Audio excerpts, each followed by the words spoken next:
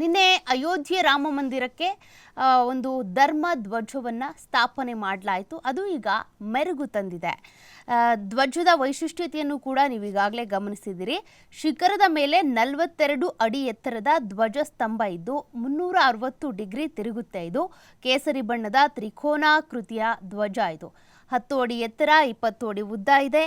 ಜೊತೆಗೆ ಕೋವಿದಾರ ಮರದ ಚಿತ್ರ ಇದೆ, ಸೂರ್ಯನ ಚಿತ್ರ ಇದೆ. ರಾಮನ ಸೂರ್ಯವಂಶವನ್ನ, ಓಂ ಶುಭ ಸೂಚನೆಯನ್ನ, ಕೋವಿದಾರ ಮರವು ಅಯೋಧ್ಯೆ ಸಂಪ್ರದಾಯವನ್ನ ಪ್ರತಿನಿಧಿಸುತ್ತೆ. ಈ ಒಂದು ಕಾರ್ಯಕ್ರಮದಲ್ಲಿ ನಿನ್ನೆ ಪ್ರಧಾನಿ ನರೇಂದ್ರ ಮೋದಿ ಇರ್ಬೋದು, RSSನ ಸ್ಥಾಪಕ ಅಥವಾ ಮುಖ್ಯಸ್ಥರಾಗಿರುವಂಥ ಮೋಹನ್ ಭಾಗವತ್ ಇವರು ಕೂಡ ಭಾಗಿಯಾಗಿದ್ದರು. ಅಲ್ಲಿ ಅನೇಕ ಪೂಜೆ ಪುನಸ್ಕಾರಗಳಲ್ಲಿ ಭಾಗಿಯಾದರು. ತದನಂತರ 11:52ರಿಂದ 12:30ವರೆಗೂ ಜರುಗಿದಂಥ ಧ್ವಜ ಸ್ಥಾಪನೆ ಕಾರ್ಯಕ್ರಮದಲ್ಲೂ ಕೂಡ ಮೋದಿ ಅವರಿದ್ದರು. ತದನಂತರ ಜನರನ್ನ ಉದ್ದೇಶಿಸಿ ಮಾತನಾಡಿದರು. ಒಂದು 6,000 ಜನರು ಅತಿಥಿಗಳು ಬಂದಿದ್ರಲ್ಲಿ.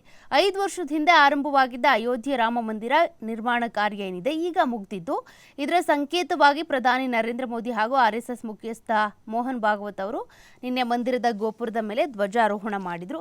ಇಬ್ಬರು ಕೂಡ ನಿನ್ನೆ ಮಾತನಾಡಿದರು ಅದ್ರ ಬಗ್ಗೆ. ಈ ಧ್ವಜ ಏನಿದೆ ಅಭಿವೃದ್ಧಿಯ ಸಂಕೇತ, ಆದರೆ ಅದೇ ರೀತಿಯಾಗಿ ಸಾಂಪ್ರದಾಯಿಕವಾಗಿ ಸೂರ್ಯವಂಶದ ಸಂಕೇತ, ರಾಮರಾಜ್ಯದ ಸಂಕೇತ ಅಂತೇಳೆಲ್ಲ ಒಂದಷ್ಟು ಅಯೋಧ್ಯೆಗೆ ಮೆರುಗು ತರುವಂತಹ ಒಂದು ಧ್ವಜ ಇದಾಗಿದೆ ಅಂತ.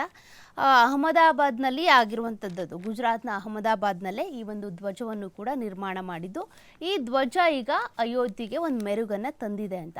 ಅಯೋಧ್ಯೆಯನ್ನು ಒಂದು ಸಿಲಿಕಾನ್ ಸಿಟಿ ಮಾಡಬೇಕು, ಅಭಿವೃದ್ಧಿ ಮಾಡಬೇಕು, ಅದ್ರ ಜೊತೆಗೆ ಇಡೀ ಬೇರೆ ಬೇರೆ ದೇಶದವರು ಕೂಡ ಇಲ್ಲಿಗೆ ಬರೋ ರೀತಿಯಾಗಿ ಆಧ್ಯಾತ್ಮಿಕ ಕೇಂದ್ರ ಮಾಡಬೇಕು ಅಂತ ಕೂಡ ಯೋಗಿ ಆದಿತ್ಯನಾಥ್ ಅಂದ್ಕೊಂಡಿದ್ದಾರಂತೆ.